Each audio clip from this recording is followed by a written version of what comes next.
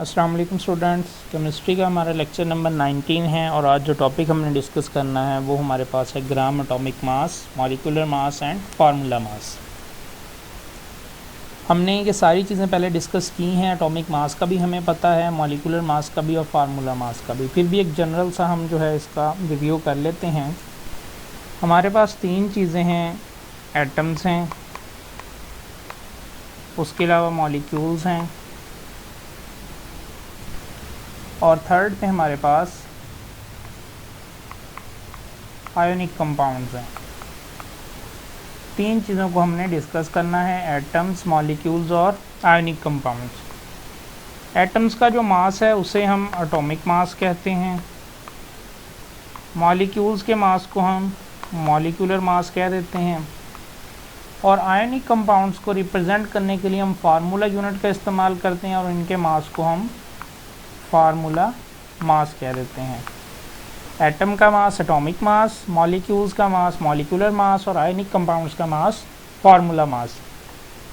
और हमने पढ़ा था इन मासेस को रिप्रेजेंट करने के लिए जो हम यूनिट यूज़ करते हैं वो हमारे पास AMU है, यानी कि एटॉमिक मास यूनिट, जो हमने रिलेटिव एटॉमिक मास के साथ में पढ़ा था। अब ये लाजमी नहीं है कि हमने हमेशा जो मास है वो AMU में ही, इसी एक यूनिट में ही रिप्रेजेंट करना है। हम इसके लिए अदर यूनिट्स का इस्तेमाल भी कर सकते हैं, दूसरे यूनिट्स को यूज़ भी कर सकते हैं। फिर जब हम AMU की जगह पे ग्राम को यूज़ करेंगे, ग्राम का यूनिट यूज़ करेंगे, तो जब हम एटॉमिक मास को ग्राम में बताएंगे तो वो कहलाएगा ग्राम एटॉमिक मास। जब हम मॉलिक्यूल के मास को ग्राम में बताएंगे तो वह कहलाएगा ग्राम मॉलिक्यूलर मास।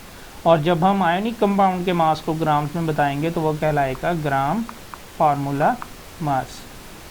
सिंपल सी बात है, जो AMU में मास दिया गया है, चाहे वो एटम का हो, मॉलिक्यूल का हो या आयोनिक कंपाउंड का हो, उसे हमने ग्राम में रिप्रेजेंट करना है। और ग्राम में रिप्रेजेंट करने से वो एटम का होगा तो ग्राम एटॉमिक मास बन जाएगा, मॉलिक्यूल का होगा तो ग्राम मॉलिक्यूलर मास बन जाएगा, अगर फार्मूला यूनिट का यानी कि आयोनिक कंपाउंड का होगा तो ग्राम फार्मूला मास बन जाएगा। अब हम इन तीनों को one by one with examples देख लेते हैं।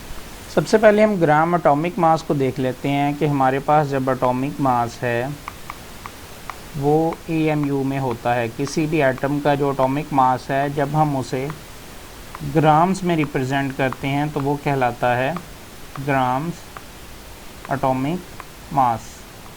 इस तरह से हम एक सिंपल सी एग्जांपल देखते हैं। हमने 1 ग्राम एटम ऑफ हाइड्रोजन, हमने हाइड्रोजन एटम की एग्जांपल ली है। हाइड्रोजन मींस जस्ट हमारे पास उसका एक सिंगल हाइड्रोजन है। अब उसका हाइड्रोजन में हमें पता है एक प्रोटॉन होता है, न्यूट्रॉन कोई भी नहीं होता, तो proton plus neutron is equal to mass होता है। तो इसका मास जो है वो हमारे पास 1 है।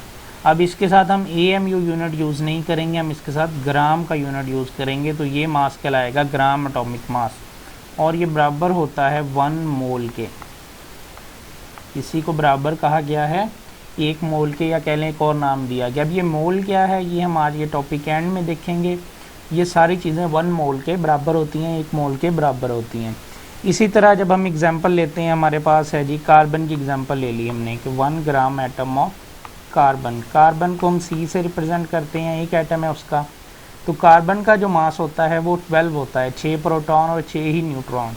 अब उसको हमने ग्राम में रिप्रेजेंट करना है। जस्ट पहले AMU साथ आता था, जब साथ ग्राम लग जाएगा तो एटम का मास जो है वो ग्राम एटॉमिक मास कहलाएगा और ये भी जो है 1 मोल के ही बराबर है। सेकंड हमारे पास है ग्राम मॉलिक्यूलर मास। अब जब एटम्स मिलते हैं तो हमारे पास मॉलिक्यूल्स बनते हैं। तो जब मॉलिक्यूल्स के मास को ग्राम में रिप्रेजेंट किया जाएगा, यूनिट ग्राम यूज़ किया जाएगा, तो वो ग्राम मॉलिक्यूलर मास कहलाएगा। जैसे कि हम एग्जांपल लेते हैं, हमारे पास 1 gram molecule of hydrogen gas है।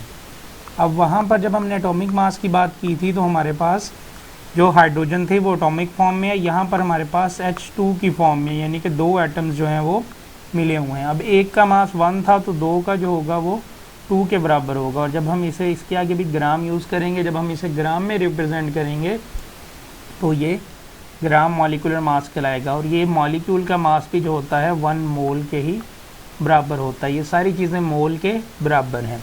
मोल को हम आगे चल के देखते हैं। इसके बाद अगर हम इसकी सेकंड एग्जांपल लें तो हम कोई और मॉलिक्यूल अगर लेते हैं, हम वाटर ले लेते हैं, तो वाटर भी हाइड्रोजन और ऑक्सीजन के एटम्स मिलने से बना है, तो ये भी एक मॉलिक्यूल है। ऑक्सीजन का मास 16 होता है और हाइड्रोजन का 1 होता है। टोटल यहाँ पर 2 मौजूद हैं, तो 16 + 2 ये हमारे पास 18, और यूनिट हमने यूज़ करना है ग्राम, और ये भी जो है हमारे पास 1 मोल के ही बराबर है।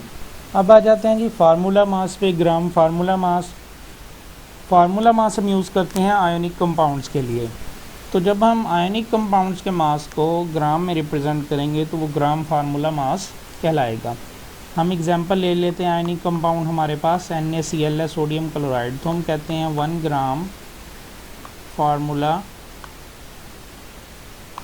मास of NaCl is equal to, अब सोडियम का जो होता है आप कह लें एटॉमिक मास वो 23 होता है, जबकि क्लोरीन का 35.5 होता है। ये टोटल मिलके बनता है 58.5 AMU।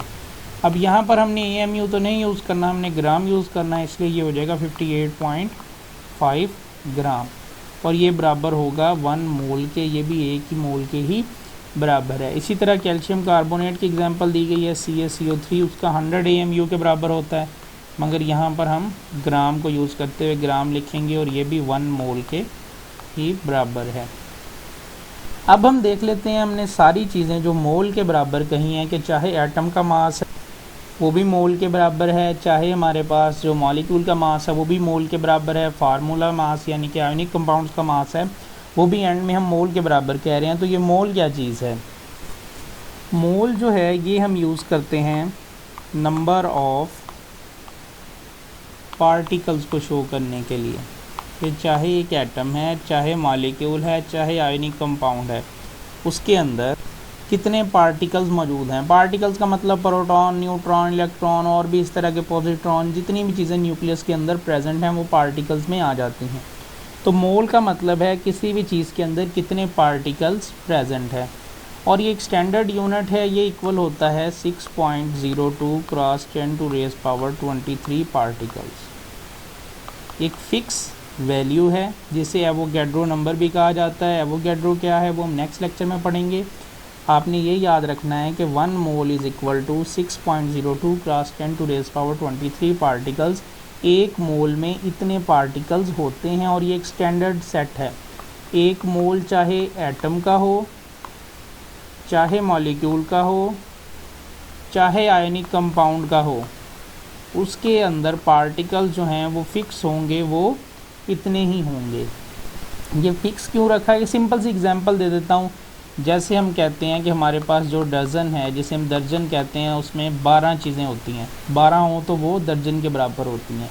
इसी तरह मोल भी एक स्टैंडर्ड सेट है कि जब इतने पार्टिकल्स होंगे तो वो एक मोल के बराबर होगा, और चाहे एटम हो, चाहे मॉलिक्यूल हो, चाहे आयनिक कंपाउंड हो, सब के अंदर उनका मास तो चेंज हो सकता है, मगर जो पार्टिकल्स होंगे वो इतने ही होंगे, वो फिक्स रहेंगे। अब जो आज हमने पढ़ा है उसे बुक से रीड कर लेते हैं। सबसे पहले बताया गया है ऑल सब्सटेंसेस क्या होते हैं? Pure form of matter. हमारे पास जो सब्सटेंस है वो या तो एटम से मिलकर बनता है, या मॉलिक्यूल से, या फार्मूला यूनिट से। फार्मूला यूनिट्स का मतलब है ionic compounds. Their masses are referred as atomic mass. Atom के मास को एटॉमिक मास कहते हैं। मॉलिक्यूलर मास, मॉलिक्यूल का जो मास होता है उसे मॉलिक्यूलर मास कहते हैं, और आयनिक कंपाउंड के मास को formula mass respectively. And are expressed in AMU, और इनके लिए जो हम यूनिट यूज़ करते हैं वो हमारे पास AMU होता है। लेकिन वो कहता है कि AMU के अलावा हम और यूनिट्स भी यूज़ कर सकते हैं, but these masses can also be expressed in other units as well. और जब इन मासेस को हम when they are expressed in grams, जब हम इन्हें ग्राम्स में एक्सप्रेस करते हैं, ग्राम्स में बताते हैं, तो ये ग्राम, जब हम एटॉमिक मास बताएंगे तो वो ग्राम एटॉमिक मास कहलाता है। जब हम मॉलिक्यूल का मास बताएंगे तो वो ग्राम मॉलिक्यूलर मास कहलाता है। जब हम फार्मूला मास यानी कि आयनिक कंपाउंड्स की बात करेंगे तो वो ग्राम फार्मूला मास कहलाएगा। इसके बाद ग्राम एटॉमिक मास को बताया गया। पहले डेफिनेशन दी गई है, the atomic mass of an element expressed in gram. जब हम एटॉमिक मास को ग्राम में रिप्रेजेंट करते हैं, इसका ग्राम एटॉमिक मास, और gram atom it is also called a mole, और ये मोल के बराबर भी है। फिर एग्जांपल दी गई हाइड्रोजन एटम की कि उसका मास 1.008 ग्राम होता है और वो 1 मोल ऑफ हाइड्रोजन एटम्स के बराबर है। मोल क्या है, हमने बताया कि पार्टिकल्स को रिप्रेजेंट करते हैं, और एटम हो, मॉलिक्यूल हो या फार्मूला कंपाउंड हो, आयनिक कंपाउंड हो, उसमें पार्टिकल्स बराबर होते हैं। स्टैंडर्ड सेट है, फिक्स होते हैं, जो कि 6.02 क्रॉस 10⁻23 पार्टिकल्स होते हैं। फिर कार्बन की एग्जांपल दी गई कि उसका मास जो होगा वो 12 ग्राम होगा। फिर मॉलिक्यूलर मास की बात आ जाती है। The molecular mass of an element और कंपाउंड एक्सप्रेस इन ग्राम। जब हम मॉलिक्यूलर मास को ग्राम में रिप्रेजेंट करते हैं तो उसे ग्राम मॉलिक्यूलर मास और ग्राम मॉलिक्यूल कहा जाता है, और ये भी मोल के बराबर है। It is also called a mole. इसमें पहले हाइड्रोजन के मॉलिक्यूल H2 की बात की गई है, फिर H2O और देन H2SO4 जो कि हमारे पास सल्फ्यूरिक एसिड है जिसका मास 98 ग्राम होता है। हाइड्रोजन का 1 होता है, सल्फ़र का 32 और ऑक्सीजन का 16। जब हम इनको उनके एटम्स के साथ मल्टीप्लाई करके प्लस करते हैं तो 98 के बराबर आता है। उसके बाद फार्मूला मास में बताया गया है, जब फार्मूला मास जो है वो आयोनिक कंपाउंड्स का होता है और उसे जब हम ग्राम्स में रिप्रेजेंट करते हैं तो उसे ग्राम फार्मूला मास और ग्राम फार्मूला कहते हैं, और ये भी 1 मोल के ही बराबर है। This is also called a mole. इसमें पहले सोडियम क्लोराइड की एग्जांपल दी गई कि उसका मास 58.5 AMU होता है, मगर यहाँ पे हमने उसे ग्राम में रिप्रेजेंट करना है और वो 1 मोल के ही बराबर होगा, उसमें इतने पार्टिकल्स ही होंगे। इसके बाद CaCO3 कैल्शियम कार्बोनेट का मास 100 ग्राम होता है।